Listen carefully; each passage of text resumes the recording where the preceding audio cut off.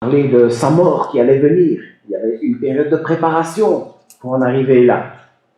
Même chose pour sa résurrection. Un autre exemple, c'est la Pâque juive. La Pâque juive était en fait une préparation. C'était un peu un modèle réduit pour montrer ce qui allait venir. La libération de l'esclavage en Égypte était aussi un modèle réduit de ce qui devait encore venir. Une préfiguration du pardon, de la libération du péché qui allait venir. Et aujourd'hui, nous sommes la veille de la Pentecôte. Et je me suis rendu compte, en lisant la Bible, en feuilletant, lisant quelques commentaires, écoutant prédications, que la Pentecôte a eu une période de préparation aussi. J'ai été même assez surpris par certaines choses que j'ai apprises. La venue du Saint-Esprit est en fait un événement marquant de l'histoire du salut. Je ne vais pas commencer à faire une comparaison, dire celui-là il est plus important que celui-là, parce qu'ils sont tous essentiels. Ils sont tous essentiels, mais je dois dire qu'après le carnaval, 40 jours de carême, vendredi saint, dimanche des rameaux, Pâques, le lundi de Pâques, l'Ascension, les gens ont fait assez de fêtes. On se dit, ça va, c'est bon, c'est assez. Et la Pentecôte, on ne le voit pas beaucoup plus qu'un jour de congé, de plus, qui fait du bien. Parfois il fait beau, le jour de la Pentecôte, pas toujours. Mais je me suis rendu compte que c'était quand même quelque chose de très marquant, de très important dans l'histoire du salut, dans la révélation progressive de notre Dieu. Parce que la Pentecôte a aussi été préparée dans l'Ancien Testament. Il y a aussi une fête juive qui était une préfiguration de ce qui allait se passer à Jérusalem, qui nous est raconté en Acte 2. Et puis il y a des effets. La Pentecôte a eu des effets tout au travers de l'histoire que nous sommes encore en train de ressentir aujourd'hui et que nous continuerons à ressentir jusqu'à l'étape suivante. L'étape suivante qui est la venue sur terre visible de Jésus-Christ, le retour dans la gloire. Je vais maintenant parler, ce que je vais tenter de faire, c'est d'explorer un peu toute la préparation qu'il y avait tout au travers de l'Ancien Testament et du ministère de Jésus-Christ pour en arriver à la Pentecôte. Et puis de regarder, on va voir le temps qui me reste, les effets que la Pentecôte a dans notre vie aujourd'hui. Mais avant de faire ça, je propose de lire le récit de la Pentecôte qui se trouve dans le livre des Actes. Je vois quelques-uns qui avaient déjà leur Bible ouverte en Actes, c'est bien. Dans le livre des Actes au chapitre 2. Lorsqu'arriva le jour de la Pentecôte, ils étaient tous ensemble en un même lieu. Tout à coup, il vint du ciel un bruit comme celui d'un violent coup de vent qui remplit toute la maison où ils s'étaient assis. Des langues leur apparurent qui leur semblaient de feu et qui se séparaient les unes des autres, et il s'en posa sur chacun d'eux. Ils furent tous remplis d'Esprit Saint et se mirent à parler en d'autres langues selon ce que l'Esprit leur donnait d'énoncer. Or, des Juifs pieux de toutes les nations qui sont sous le ciel habitaient Jérusalem. Au bruit qui se produisit, la multitude accourut et fut bouleversée parce que chacun les entendait parler dans sa propre langue. Étonnés, stupéfaits, ils disaient « Ces gens qui parlent ne sont-ils pas tous galiléens ? Comment se fait-il que chacun de nous les entende dans sa langue maternelle ? Parthes, Mèdes et Lamites, habitants de Mésopotamie, de Judée, de Cappadoce, du Pont, d'Asie, de Phrygie, de Pamphylie, d'Égypte, de Libye, je savais que j'allais massacrer celui-là, de Libye cyrénaïque, citoyens romains, juifs et prosélytes, crétois et arabes, nous les entendons dire dans notre langue les œuvres grandioses de Dieu. Tous étaient stupéfaits et perplexes. Ils se disaient les uns aux autres, « Qu'est-ce que cela veut bien dire ?» Mais d'autres se moquaient en se disant, « Ils sont pleins de vin doux. »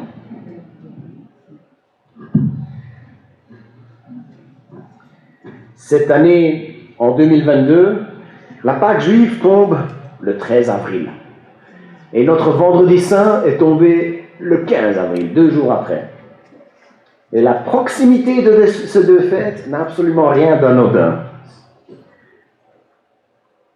Cela nous rappelle que Jésus a été en fait crucifié lors de la Pâque juive. Et en tant que juif, il était venu à Jérusalem pour célébrer cette Pâque. Était-ce juste une coïncidence? Jésus, est-ce qu'il est tout simplement mort pendant la Pâque? Rien de plus. Et la réponse biblique est non. La raison pour laquelle Jésus est allé à Jérusalem pour cette fête, une dernière fois, ce n'était pas seulement pour célébrer la Pâque, mais pour devenir notre Pâque. Comme l'apôtre Paul le dit clairement dans 1 Corinthiens 5, 7. Christ, notre Pâque, a été sacrifié. Mais vous savez quoi? La Pentecôte aussi était liée à une fête juive qui se fêtait à l'époque. Et c'est en Lévitique 23 qu'on a l'explication, que nous trouvons un peu l'explication de tout cela. La première Pentecôte, voilà comment Moïse l'a annoncé, l'a mis en commandement. Depuis le lendemain du sabbat, depuis le jour où vous apportez la gerbe qu'on délie rituellement, vous compterez 7 semaines entières. Vous compterez 50 jours jusqu'au lendemain du 7e sabbat. Vous présenterez alors au Seigneur une offrande végétale nouvelle. De vos lieux d'habitation, vous apporterez 2 pains pour les dédier rituellement.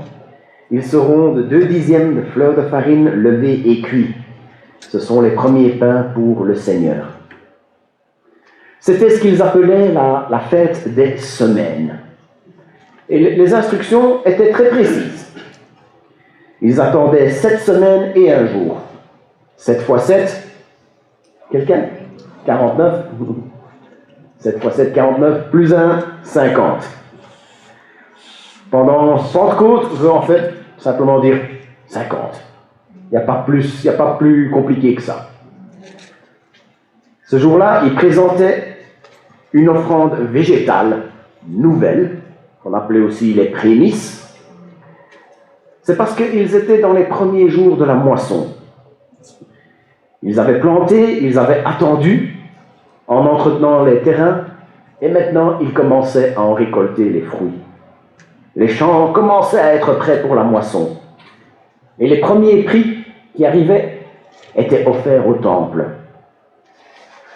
Et un autre détail intéressant, c'est que lors de la Pâque juive, 50 jours auparavant, il était interdit de mettre du levain dans le pain. Tandis que là, donc du coup, on mangeait, je ne sais pas comment on les appelait à l'époque. Aujourd'hui, des pains sans levain, en Inde, il y a les chapati, il y a les naan. Chez nous, on appelle les pains pita, les pains durum. Mais en revanche, le jour de la Pentecôte, on apportait 2 pains avec du levain. Donc un pain bien gonflé, avec un autre goût. C'est un détail important sur lequel je vais revenir. C'était un festival qu'on fêtait depuis l'époque de Moïse et qu'à l'époque de Jésus, on fêtait encore. C'était un moment où Jérusalem était en effervescence. Il y a donc cette fête, 50 jours après la Pâque, qui est en fait une préfiguration de ce qui s'est passé à Jérusalem et qui nous est relaté en Acte 2. Préparation d'un Pentecôte. Premièrement, cette fête est juive. Deuxièmement, il y a aussi eu des prédictions d'un prophète. Il a été prophétisé. Alors on n'est pas en train de parler de dizaines et des dizaines de prophéties qui prédisaient l'arrivée de Jésus, qui prédisaient son ministère, sa mort, sa résurrection. On n'a pas une telle quantité de prophéties, mais il y en a quand même une qu'on trouve dans Joël, au chapitre 3, et d'ailleurs il est cité dans le discours que Pierre va donner juste après, à partir du verset 14. Je vais lire ce chapitre 3 de Joël, où on voit un peu le contexte de cette prophétie. Pour certains d'entre vous qui suivaient dans la Bible, il se pourrait que ça commence déjà au chapitre 2. Les versets ont été recoupés un peu différemment d'après les versions. Dans ma version, c'est à partir du 3, verset 1. Après cela, je répandrai mon souffle, souffle, esprit, c'est la même chose dans le langage biblique, sur tous. Vos fils et vos filles deviendront prophètes. Vos anciens auront des rêves et vos jeunes gens des visions. Même sur les esclaves et sur les servantes en ces jours-là, je répandrai mon souffle. Je ferai paraître des prodiges dans le ciel et sur la terre, du sang, du feu et des colonnes de fumée.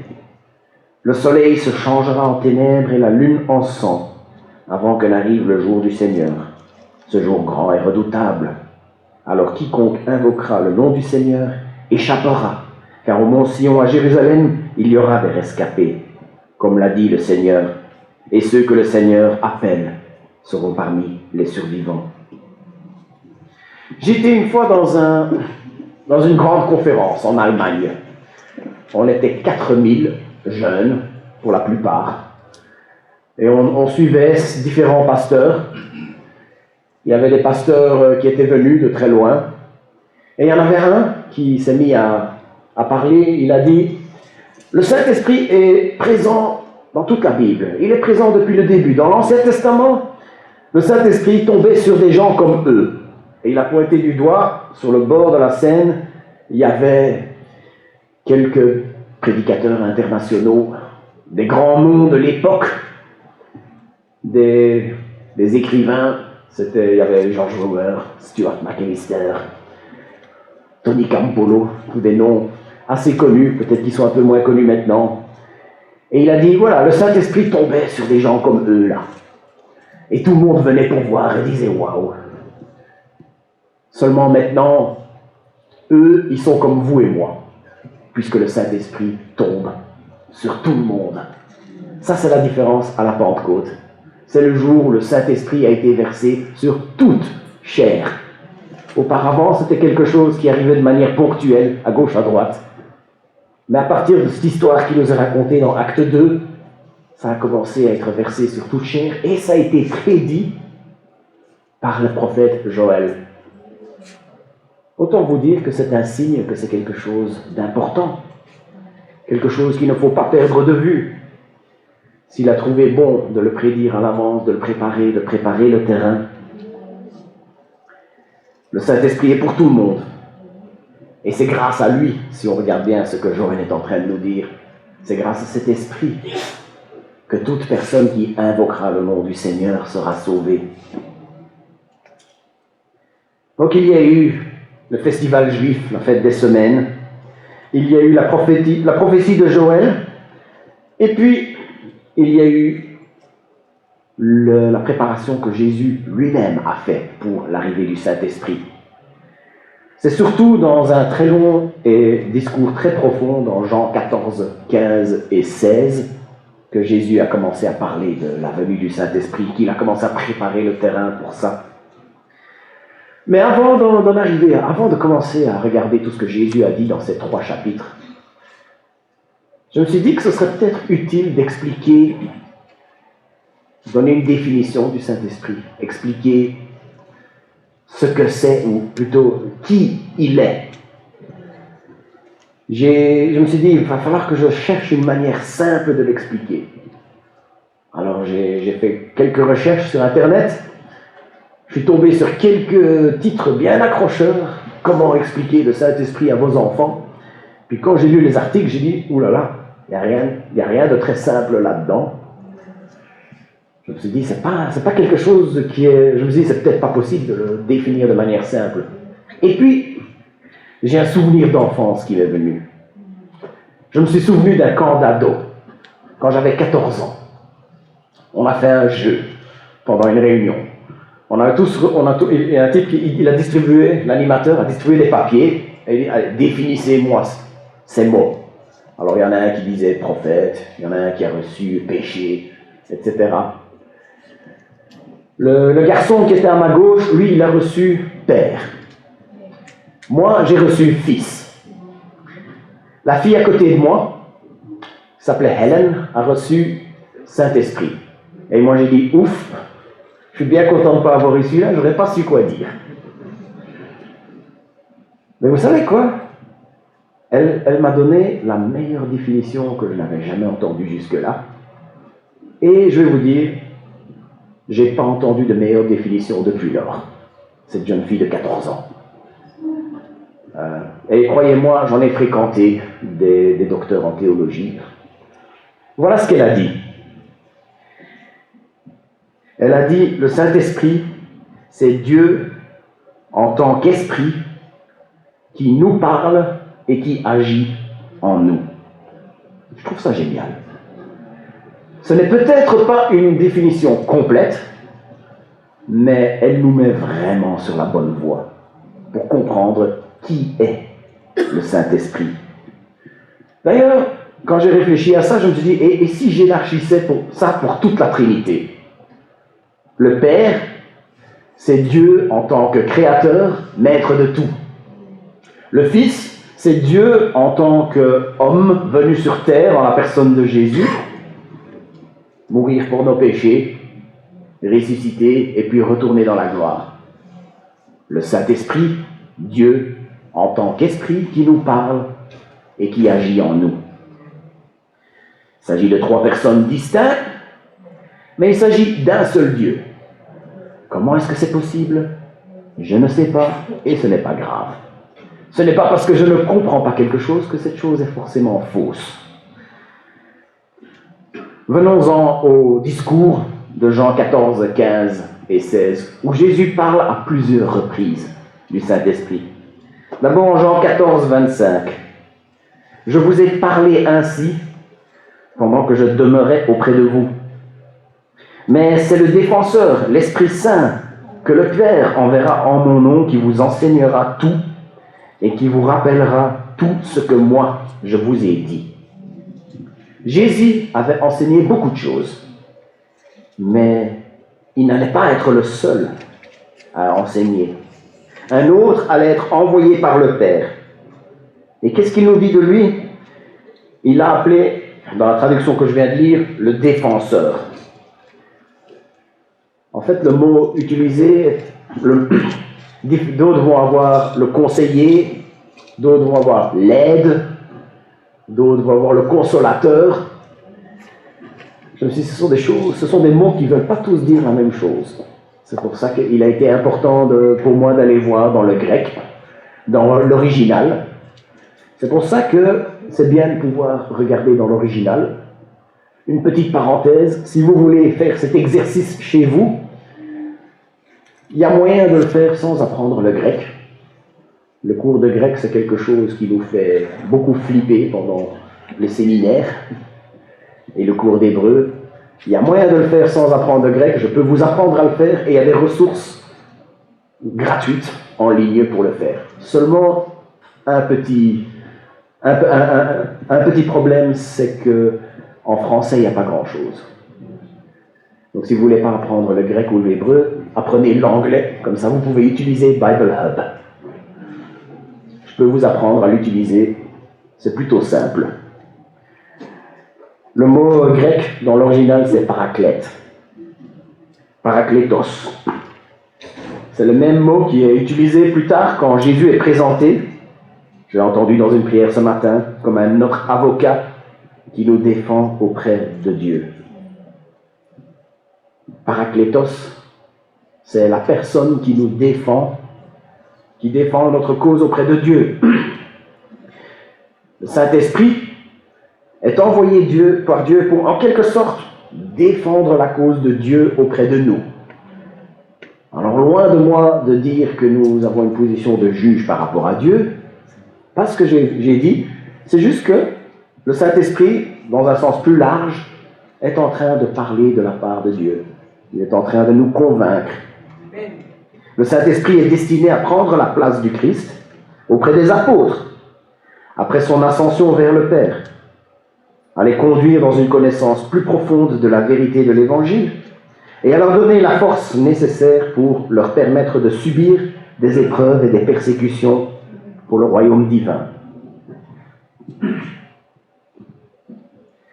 Toujours dans le discours de Jésus, un chapitre plus loin, au chapitre 15, Jésus dit de nouveau que ce Paraclétos, ce défenseur, rendra témoignage de lui. Quand tout est dit, quand on est au mot final, c'est finalement lui qui nous convainc que Jésus est le chemin, la vérité et la vie. Notre raison peut nous faillir. L'enseignement d'une institution peut nous faillir. Nos émotions peuvent nous faillir dans la quête de trouver le chemin, la vérité et la vie. Mais le Saint-Esprit ne nous faillira jamais dans notre quête du chemin de la vérité et de la vie. Ensuite, toujours dans le discours de Jésus, un chapitre plus loin, au chapitre 16 maintenant, versets 8 à 9, Jésus fait une déclaration absolument extraordinaire, que je vais être obligé de lire dans son entièreté et de déballer point par point.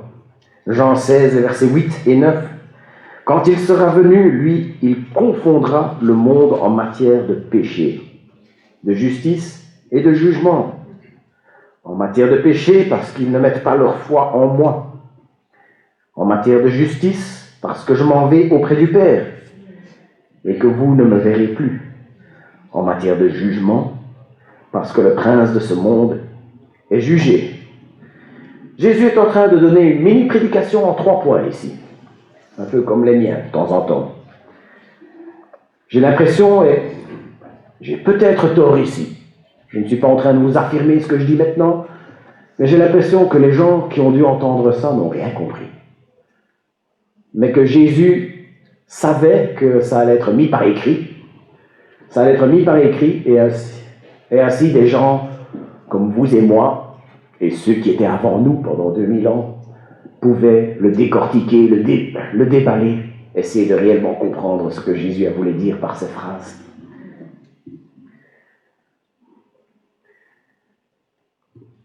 Le ministère du Saint-Esprit est donc de convaincre. En fait, le mot n'est pas assez fort. C'est il confondra, il fera des reproches, il remontera les bretelles, il sonnera un coup les cloches, mettra un coup de pied dans la fourmilière, mettre le doigt sur ce qui ne va pas. Il confondra un A de péché, parce qu'ils ne mettent pas leur foi dans le Fils. Le péché ultime, c'est rejeter Christ. Le ministère du Saint-Esprit est de bien nous faire comprendre qu'il met le doigt dessus. Ça ne va pas, ça. Avant d'accepter Jésus comme Sauveur et Seigneur, il faut d'abord reconnaître qu'on est pécheur. Et c'est ce qui se passe quand le Saint-Esprit vient nous sonner les cloches pour nous le montrer. Il convaincra B de justice, parce que je m'en vais vers le Père et que vous ne me verrez plus. Jésus n'est plus là. Alors le Saint-Esprit vient enseigner cette chose. Et ici, il veut anéantir toute prétention à notre propre justice. Parce que c'est Jésus qui est notre justice. C'est Jésus qui exerçait la justice à notre place. Et quand Jésus ne serait plus là, il fallait bien que quelqu'un puisse continuer ce travail pour convaincre le monde que Jésus est leur justice. Et ça, c'est le rôle de Dieu en tant qu'esprit qui nous parle et qui agit en nous. Il prend le relais pour nous le montrer. Et il convaincra C de jugement. De jugement parce que le prince de ce monde est déjà jugé. Ici, il s'agit du monde qui se trouve sous l'influence de Satan, le père du mensonge, l'initiateur du péché et qui tient le monde dans l'ignorance. Le Saint-Esprit nous a fait comprendre que c'est fini. Le jugement est passé. Le jugement est arrêté. Il est jugé, il est condamné. Il ne peut plus rien nous faire. Enfin, oui, il peut nous embêter, il peut nous faire peur, il peut même nous faire mal, mais jamais, jamais, il nous arrachera à Christ. Donc la Pentecôte partait d'une fête juive, c'est calqué dessus. Jésus a parlé de la venue du Saint-Esprit avant sa mort. Et ensuite, Jésus a parlé de la venue du Saint-Esprit aussi après sa résurrection. Et ici, on est dans les derniers jours. On est à peine une semaine avant l'événement relaté dans Acte 2. En fait, il s'agit des dernières paroles que Jésus a prononcées avant d'être enlevé au ciel. En Acte 1:8, donc juste avant, il dit « Mais vous recevrez de la puissance quand l'Esprit Saint viendra sur vous et vous serez mes témoins à Jérusalem, dans toute la Judée et en Samarie et jusqu'aux extrémités de la terre. » Ici, on a encore un autre aspect du ministère du Saint-Esprit ici. C'est grâce à lui que nous sommes capables d'être témoins de Jésus-Christ dans le monde. Ce ne sont pas nos paroles, ce ne sont pas nos forces. Nous n'avons aucun mérite. C'est Dieu en tant qu'esprit qui parle au cœur de l'homme et qui agit en nous. C'est lui qui nous rend capables de le faire. Je me suis rendu compte à ce point-ci, je suis en train de dire beaucoup de choses sur le Saint-Esprit. Il fait ceci, il fait cela, il fait... Puis je me suis dit, oui, mais ce n'est pas un souci. Martin aussi, il a plusieurs aspects. Il y a Martin le pasteur, il y a Martin l'époux, Martin le papa, Martin le chrétien, Martin le guitariste, Martin qui aime le fitness et la montagne, Martin qui n'aime pas le bricolage et la musique électro. Martin n'a pas qu'un seul aspect. Pourquoi est-ce que le Saint-Esprit devrait avoir qu'un seul aspect? Il en a beaucoup plus. C'est pour ça que c'est tellement difficile de le définir, puisqu'il agit de tellement de différentes manières. On accepte ça de la part d'un homme. Parfois, on est un peu plus difficile à l'accepter de la part de Dieu. J'espère que jusqu'ici, je vous ai donné assez d'éléments pour vous convaincre que le jour de la Pentecôte était un jour très important pour lequel il y avait eu une préparation, pour lequel il y a eu une intensification. Le Saint-Esprit est peut-être descendu du ciel, mais il n'est pas juste tombé du ciel. Il n'est pas arrivé sans prévenir. Et j'ai aussi dit en début de prédication, c'est que nous ressentons les effets de ce qui s'est passé ce jour-là, nous les ressentons encore aujourd'hui. Si j'ai dit ça, c'est parce que le jour de la Pentecôte a vu la naissance de l'Église. L'Église est née ce jour-là. Le jour où le Saint-Esprit a été versé sur tous, c'est le jour où les gens de toutes nations ont commencé à invoquer le nom du Seigneur. Il s'agit en fait de la moisson. Jésus avait commencé à annoncer la moisson, et que la moisson allait rentrer. Et ce n'est pas anodin. Je crois que Dieu, il avait fait exprès que cet événement ait lieu le jour où on fêtait la moisson à Jérusalem. La moisson, c'est quand le fermier rassemble le blé, par exemple. Il le fait quand le blé est mûr. Quand nous invoquons le nom du Seigneur, c'est que nous sommes mûrs et qu'il peut nous moissonner. À la fête des moissons, on commençait à rassembler les premiers fruits.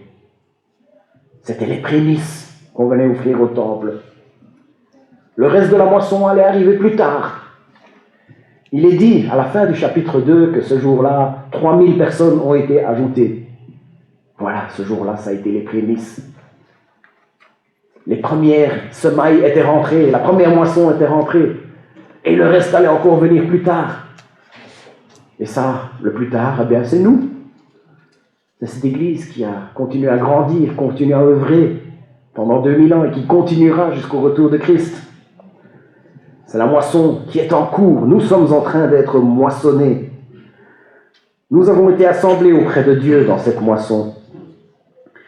Un autre détail, vous avez dit était important, je reviens dessus, c'est cette idée du pain avec le vin ou du pain sans le vin. À la Pâque, c'était du pain sans levain, il n'y avait pas de levure dans le... C'est parce que le levain représentait le péché. Et Jésus était le sacrifice parfait pour la rédemption des péchés. Mais à un jour de la Pentecôte, on offrait 2 pains avec du levain. C'est parce que ce jour-là a vu la naissance de l'Église. Et il y a du péché dans l'Église encore. Malheureusement, nous ne sommes pas sans péché. Nous ne sommes pas sans péché, mais nous sommes tout de même un sacrifice acceptable auprès de Dieu. Vous vous souvenez, j'ai dit la semaine passée que nous sommes un sacrifice de louange. Quand nous sommes ensemble, nous apportons une louange agréable à notre Dieu. Nous sommes un sacrifice acceptable à notre Dieu. Est-ce que nous allons fêter demain? En fait, nous n'allons pas le fêter. Pour ceux qui ont le bonheur d'avoir un jour de congé, ben, ils en profiteront un peu. On ne fera pas de célébration. Mais le jour de la Pentecôte est en fait un mémorial de la naissance de l'Église. C'est comme ça qu'il faut le voir. C'est le jour où Dieu a commencé à agir en tant qu'esprit, pour nous parler et pour agir en nous. En fait, le fait que l'Église existe, l'Église n'est pas quelque chose qui a commencé à apparaître et puis que tout d'un coup quelqu'un a dit il faut bien qu'on donne un nom à ce truc. Non. L'Église est quelque chose que Dieu préparait depuis la Genèse. Son plan était d'apporter le pardon au péché et après que tous ceux qui se tournent vers lui puissent s'assembler en tant que son Église, puisque l'Esprit avait été versé sur toute chair. Le plan de Dieu était de restaurer l'humanité en son Fils et puis de bâtir son Église par l'action du Saint-Esprit. Il va falloir que j'arrête là, parce que oui, ça a pris quand même pas mal de temps et j'ai encore plein de choses à dire sur le Saint-Esprit. C'est une prédication que je vais faire en 2 fois. La semaine prochaine, c'est la fête des Pères.